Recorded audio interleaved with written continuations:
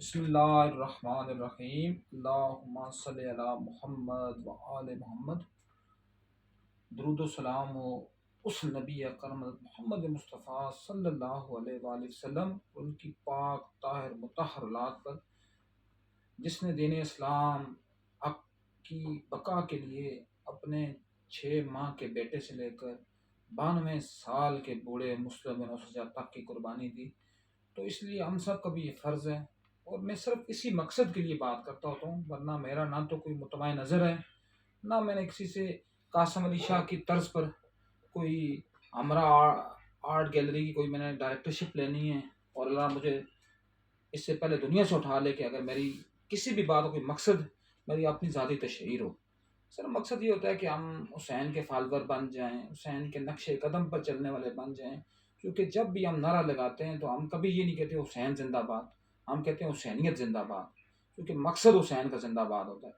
اور یزید لعنتی کو کوئی بندہ نہیں کہتا کہ یزید مرد آباد، جبکہ یزید حاجی بھی تھا، روزے دار بھی تھا، نمازی بھی تھا، صرف حاجی نہیں تھا، الحاج تھا، صرف الحاج بھی نہیں تھا، امیر حج تھا، صرف امیر حج بھی نہیں تھا، مفتی اعظم تھا، لیکن جو اس پر لعنت نہ بھیجے اس کے وجود پر بھی لعنت در لعنت در لعنت در لعنت، اس لیے کہ وہ باطل کا کارکارہ تھا، بلکہ صرف باطل کا کارکارہ ہی نہیں تھا بلکہ باطل کا سرغنہ تھا۔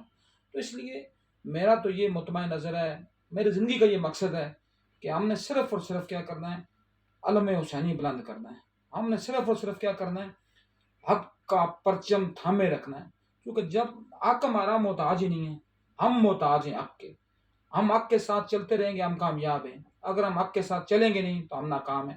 تو میں آج سورہ 3 جو 30ویں سپارے کی ایک مختصر سی صورت ہے، اس میں اللہ پاک 4 قسمیں اٹھاتا ہے۔ 4 قسمیں اٹھانے کے بعد جب وہ 5ویں بات کرتا ہے تو وہ بات ہے جو میں بعض اوقات لرننگ لیول کی بات کرتا ہوں تو وہ ریشنل لرننگ کی بات کرتے ہیں۔ جب وہ 6 آیت کہتے ہیں تو وہ ڈائریکٹلی میرا مالک، عالمین کا مالک، وہ کس کی بات کرتا ہے؟ انسٹنکٹ لیول کی بات کرتا ہے۔ تو بسم اللہ کرتے ہیں، بسم اللہ الرحمن الرحیم، مالک فرماتے ہیں والتین، تین کی قسم، مطلب انجیر سب سے جو مقدس پھل ہے، انجیر کی قسم، والزیتون، سب سے جو مقدس تیل ہے زیتون کی قسم، وطور سینا، اور سب سے مقدس پہاڑ طور سینا کی قسم، وہذا البلد الامین، اور اس مقدس شہر کی قسم۔ مقدس شہر کون سا؟ جس میں میرے نبی صلی اللہ علیہ وآلہ وسلم کا اس ساری دنیا میں ظہور ہوا۔ تو آگے اللہ پاک کیا فرماتا ہے؟ لقد خلقنا الانسان فی احسن تقویم، اے انسان تجھے میں نے بہترین تقویم پر، بہترین سانچے میں پیدا کیا۔ تو اس میں بار بار جب میں کہتا ہوتا ہوں نا، کلاسز میں بھی بات کرتا ہوتا ہوں، اوورآل سوشل میڈیا پر بھی بات کرتا ہوتا ہوں، میں نے پہلے کہہ دیا میرا ذاتی تشہیر کا مقصد نہیں ہے، میرا مقصد صرف میرے آقا، میرے مرشد، میرے راہبر، میرے رہنما حسین پاک کے علم کو تھامے رکھنے کا مقصد ہے۔ کیونکہ میرے نزدیک تو یہ ہے نا کہ پھر بات ادھر سے ادھر جائے گی، لیکن میرے نزدیک یہ ہے کہ نماز، روزہ، زکوٰۃ، حج، یہ سب ثانوی چیزیں ہیں۔ پہلے اگر آپ حق پر ہیں تو ساری چیزیں قبول ہیں، اگر حق پر نہیں ہیں تو ان میں سے کسی بھی کی قبولیت نہیں ہے، کیونکہ یزید میں سب چیزیں یہ موجود تھیں، صرف نہیں تھا تو صرف کیا نہیں تھا، صرف اس میں یہ نہیں تھا کہ وہ حق پرست نہیں تھا۔ تو اللہ آگے کیا کہتا ہے؟ ثم رددناه اسفل السافلین، لیکن انسان نے اپنے آپ کو گرا کر درندوں سے، جانوروں سے بھی بدتر کر دیا۔ تو وہی بات میں ہمیشہ جو کہتا ہوتا ہوں، انسٹنکٹ لیول کی بات، تو میرے مالک نے انسٹنکٹ لیول کے لیے جانور بنائے، ان میں وہ چیزیں ایمبیڈ ہو چکی ہوئی ہیں۔ زلزلہ ابھی ترکیہ میں آیا ہے، شام میں آیا ہے، ادھر ہمارے ملک میں 2005 میں آیا تھا، تو اس میں لوگوں کو انہوں نے آبزرو بھی کیا ہوگا، جن لوگوں نے سنا ہوگا، لیکن زیادہ تو میرے جیسے لوگ ہیں جنہوں نے آبزرو بھی کیا ہوگا، خود دیکھا بھی ہے، ہم نے تو اپنے ہاتھوں میں موت دیکھی ہوئی ہے۔ تو اس میں کیا بات تھی جی کہ جانوروں، کوئی جانور مرتا نہیں ہے، کیونکہ ان کو پہلے اللہ پاک بتا دیتا ہے، ان کی جبلت میں یہ پہلے آ جاتی ہے کہ کچھ نہ کچھ سانحہ ہونے والا ہے۔ تو چونکہ اس لیول پر وہ اچھا پرفارم کرتے ہیں، میں نے پچھلی ویڈیو میں یہ بات کی تھی، وہ بلی اور بکری والی مثال دی تھی کہ اگر 3 دن وہ بھوکے رہیں، لیکن بلی کے آگے اگر آپ گھاس رکھتے ہیں وہ بلی گھاس نہیں چرے گی، اور بکری کے آگے اگر آپ گوشت رکھتے ہیں بکری گوشت نہیں کھائے گی۔ لیکن ہم تو وہی بانو قدسیہ رحمۃ اللہ تعالیٰ علیہ وہ کہوں گا، کیونکہ انہوں نے بڑی کلاس کا جو ناول لکھا ہوا راجا گدھ، انہوں نے اس نے بڑی کام کی بات کی ہے کہ آپ جو کچھ بھی ہو آپ قابل قبول ہو مالک کو، لیکن اگر آپ حرام کھا جائیں گے تو آپ گدھ ہو جائیں گے، اور وہ گدھ بن جائیں گے آپ۔ جو گدھ جب اس کو بھوک لگتی ہے وہ کیا کرتا ہے؟ وہ اپنا کیک کھاتا ہے، جب پھر بھوک لگتی ہے پھر کیک کرتا ہے، پھر کیک کھاتا ہے، پھر بھوک لگتی ہے پھر وہ پیشاب کھاتا ہے اپنا۔ تو ہم بھی اسی ہی لیول پہ گرے ہوئے ہیں۔ تو بات کہنے کی یہ ہے کہ ہم لوگوں نے تو پرندوں سے بھی کچھ چیزیں سیکھی۔ ہمارے یہاں ناکامی کا سب سے بڑا جو محور و مرکز ہے، کوئی محور و مرکز نہیں ہے، ناکامی کا سب سے بڑا محور و مرکز ہے ہمارا یہ سود کا نظام اور ہمارا سونے اٹھنے کا نظام۔ اس میں 2-3 باتیں کر کے نا بات آپ کمپائل بھی کروں گا، اس کو کمپلیٹ بھی کروں گا۔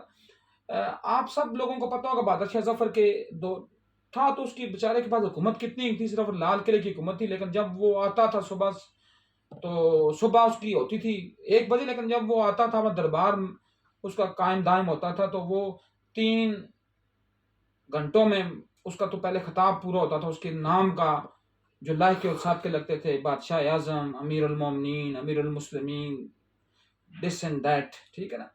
تو کیا ہوتا تھا جی کہ تقریباً دن کو 11 بجے 12 بجے 1 بجے لال قلعے میں زندگی کے اثار نمودار ہوتے تھے۔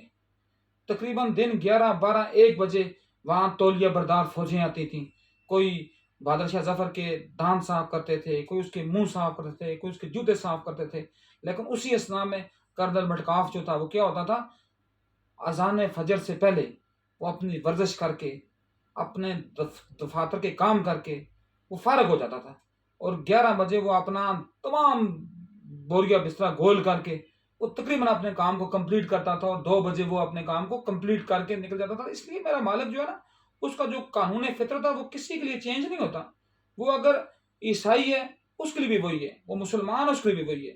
اگر امریکہ میں صبح 7 بجے تمام لوگ دفاتر میں جمع ہو جاتے ہیں تو امریکہ تب سپر پاور ہے، اور اگر یہ جو نام نہاد دمچھلا پاکستان ٹائپ کا، اگر یہاں دن کو 10 11 12 بجے دفتروں میں لوگ آتے ہیں تو یہ مسلمان ہونے کے باوجود بھی نست و نابود ہی ہوگا۔ کیوں؟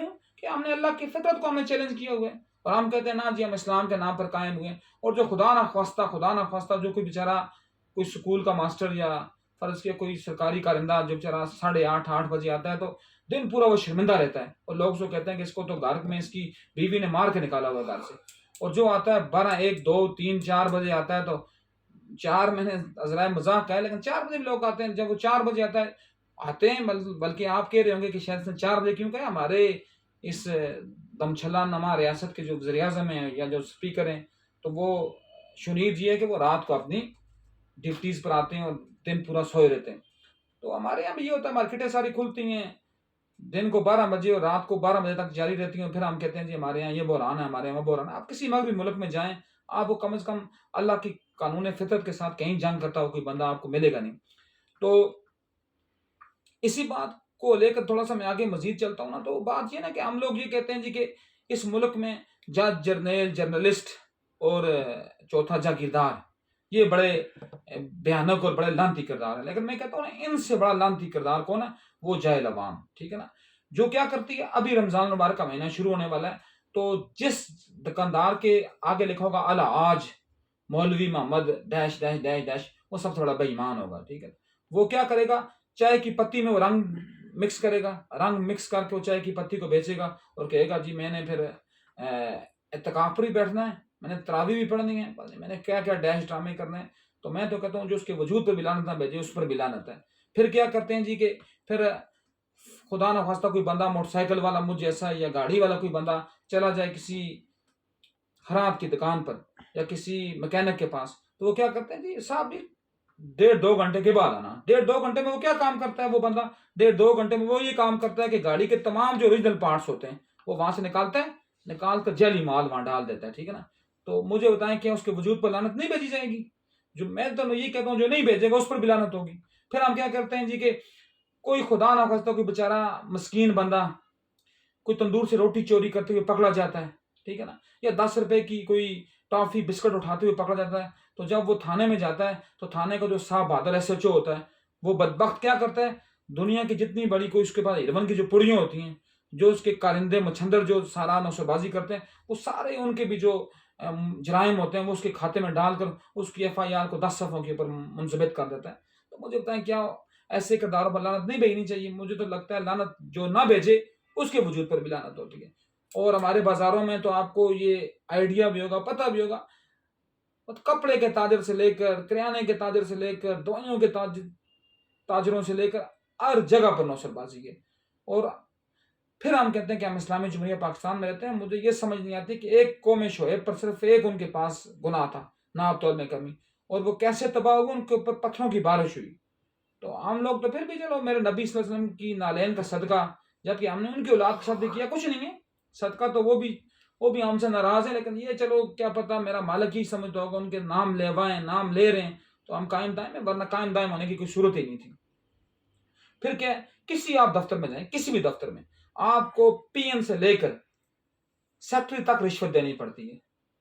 آپ جب تک پی این کو رشوت نہیں دیں گے وہ آپ کو یہ نہیں کہے گا. بے شک اندر سیکٹری صاحب ٹانگوں پر ٹانگیں رکھے ہوئے بیٹھے ہوں گے اور ایش ٹرے بھر رہے ہوں گے، لیکن وہ بدبخت کا بچہ کہے گا نہیں جی صاحب میٹنگ میں مصروف ہیں. ٹھیک ہے، تو جب آپ اس کا کوئی 100 روپے 50 روپے اس کے ہاتھ پر رکھیں گے تو وہ کہے گا نا جی میں اب آپ کو ملواتا ہوں. ٹھیک ہے، یہ ہمارا ایسے نظام پر لعنت نہ بھیجنے والے بھی لانتی ہیں. ٹھیک ہے نا.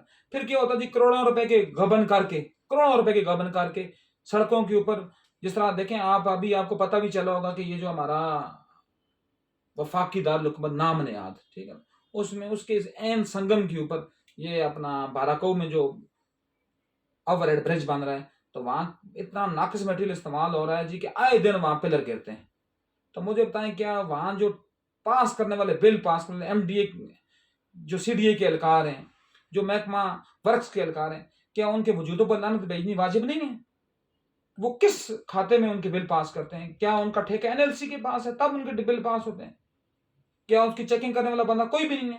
اور پھر ہم انہی پیسوں سے ہم کہیں گے ہم نے اس دفعہ 10 عمرے کیے ہیں، زندگی میں 20 حج کیے ہیں. ٹھیک ہے نا. تو میں کہتا ہوں ایسے حجوں اور عمروں ان کے منہ پر اللہ پاک مارے گا، اور ساتھ ساتھ صرف منہ کے اوپر نہیں دے مارے گا، ساتھ ساتھ لعنتوں کے توق ان کے گلے میں انشاءاللہ ڈالے گا. اور اس کے علاوہ جو سب سے بد کردار ہمارے ملک کے لوگ ہیں وہ جاہل ملا، جو مسجدوں کے ممبروں پر بیٹھ کر لوگوں کو عوروں کا درس دیتے ہیں کہ عوروں کی گردنیں اتنی لمبی ہوں گی، ان کے ناخن اتنے لمبے ہوں گے، ان کی کٹورے جتنی آنکھیں ہوں گی. کیا کیا باتیں، دنیا کی بات وہ نہیں کرتے، وہ عوروں کی بات کرتے ہیں. اور وہ پھر مثلاً مثال کے طور پر وہ طارق جمیل جیسا بندہ جو کہتا ہے نا جی آپ نے تو جنتوں میں پلاٹ ہے، خود اپنے بیٹے کی ہاؤسنگ اسکیم کے لیے خود فیتے کاٹتا ہے. تو کیا ایسے ملا کے وجودوں پر لعنت بھیجنی نہیں بنتی؟ میں تو کہتا ہوں جو نہ بھیجے ایسے ملا کے وجودوں پر لعنت، اس پر بھی لعنت ہوگی. کیوں کہ جس ملک میں ہم رہ رہے ہیں، اس ملک کا جرنیل جو ہیں وہ بزدل ہیں، بے غیرت ہیں. جس ملک میں ہم رہ رہے ہیں، اس ملک کے جو جج ہیں وہ راشی ہیں، وہ بے ایمان ہیں، وہ نوشرباز ہیں، وہ ثاقب ناسور جیسے بھیانک کردار ہیں، وہ افتخار کان دجال جیسے بدبخت ہیں. اور اس لیے تو یہ نظام جو ہے وہ 160 نمبر پر چلا گیا ہے.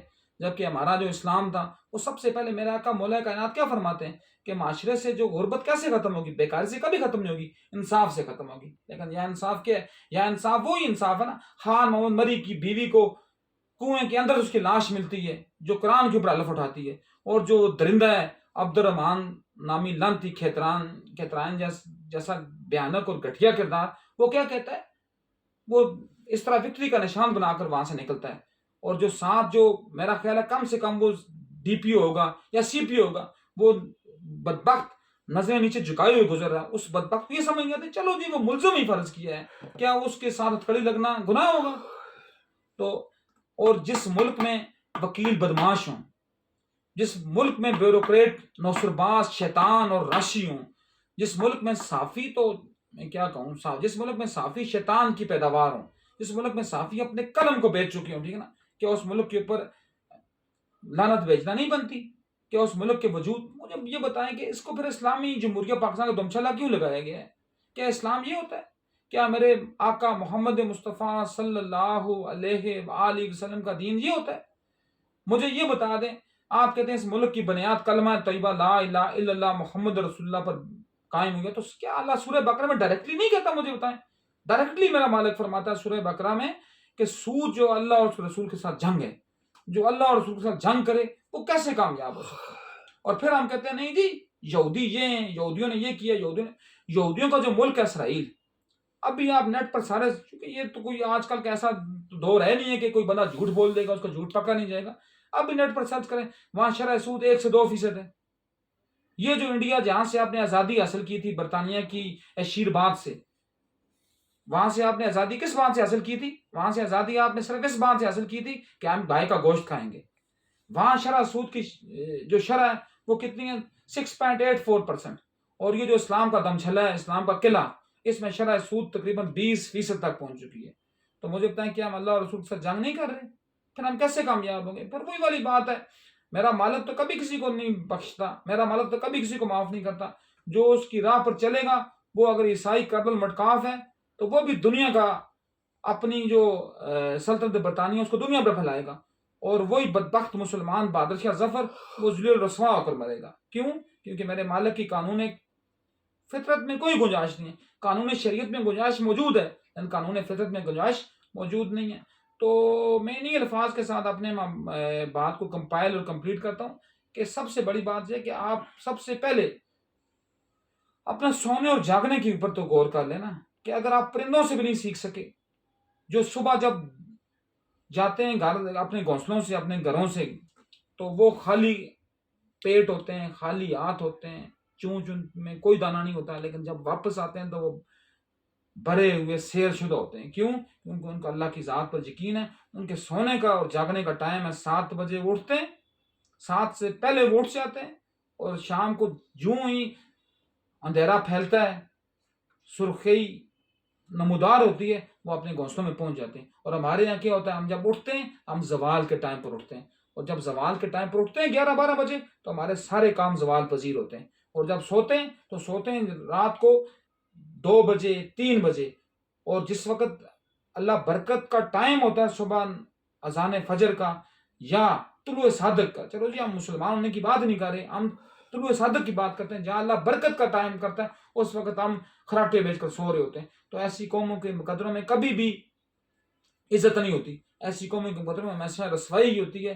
ان قوموں کا پھر جو ان کے رہبر اور رہنما ہوتے ہیں وہ پھر بلورانی بنتی ہیں، وہ پھر پٹوارا نہیں بنتے ہیں، وہ پھر جلی نیازی بنتے ہیں. ایسی قوموں کے اوپر کوئی پھر اللہ کا جو برگزیدہ بندہ مولا کائنات علیہ السلام جیسا بندہ ان کے اوپر حکمران بن کر آ ہی نہیں سکتا، کیونکہ یہ بدبخت اور رذیل اپنے آپ کو جانوروں سے بدتر کر چکے ہوتے ہیں. وما علینا الا البلاغ المبین.